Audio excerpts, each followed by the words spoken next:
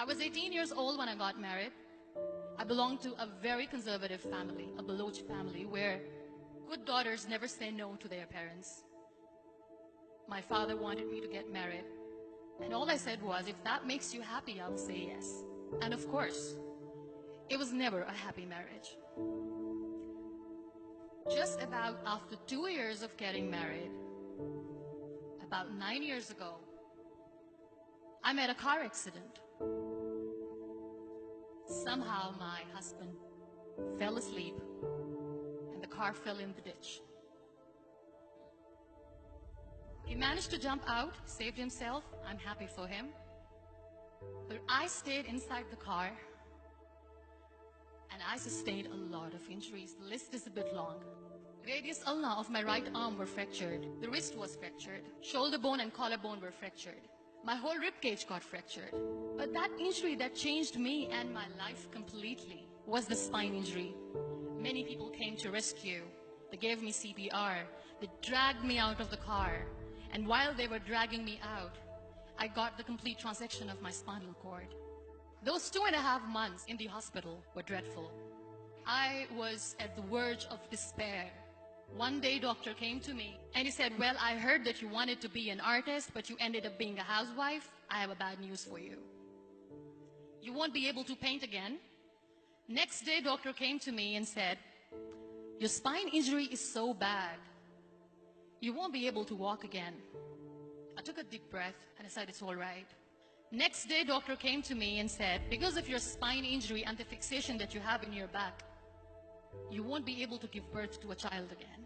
That day, I was devastated. I started to question my existence. Why am I even alive?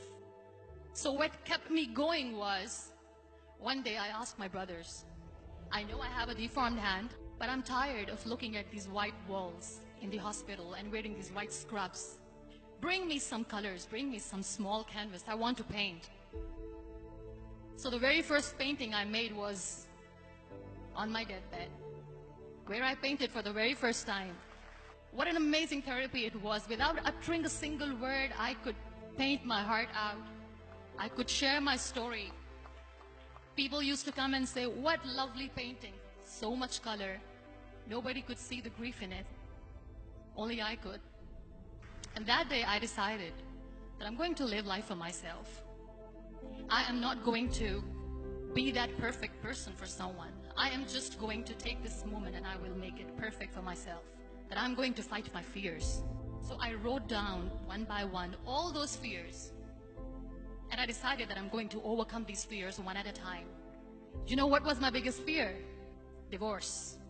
But the day I decided that this is nothing but my fear, I liberated myself by setting him free. And I made myself emotionally so strong that the day I got the news that he's getting married, I sent him a text that I'm so happy for you and I wish you all the best. And he knows that I pray for him today. Number 2 was, I won't be able to be a mother again. And that was quite devastating for me. But then I realized there are so many children in the world, all they want is acceptance. So there is no point of crying, just go and adopt one. And that's what I did.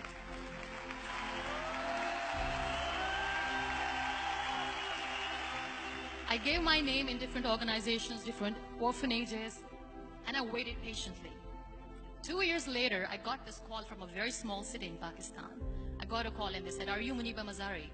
There is a baby boy and would you like to adopt? I could literally feel the labor pain. I said, yes, yes, I am going to adopt him. I am coming to take him home. And that day, I was 2 days old, and today he's 6. You know, when you end up being on the wheelchair, what's the most painful thing? People think that they will not be accepted by the people because we, in the world of perfect people, are imperfects. So I decided to appear more in public. I started to paint. I have done a lot of modeling campaigns. I decided that I'm going to join the national TV of Pakistan as an anchor person. I became the National Goodwill Ambassador for UN Women Pakistan, and now I speak for the rights of women, children. I was featured in BBC 100 Women for 2015. I'm one of the Forbes 30 under 30 for 2016. So when you accept yourself the way you are, the world recognizes you. It all starts from within. We have this amazing fantasy about life. This is how things should work. This is my plan. It should go as per my plan. If that doesn't happen, we give up. I never wanted to be on the wheelchair. Never thought of being on the wheelchair.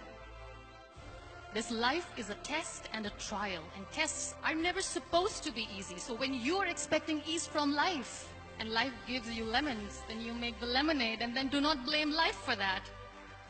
It is okay to be scared. It is okay to cry. Everything is okay, but giving up should not be an option.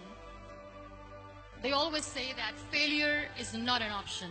Failure should be an option, because when you fail, you get up, and then you fail, and then you get up, and that keeps you going. Embrace each and every breath that you are taking. Celebrate your life. Live it. Don't die before your death. Real happiness lies in gratitude.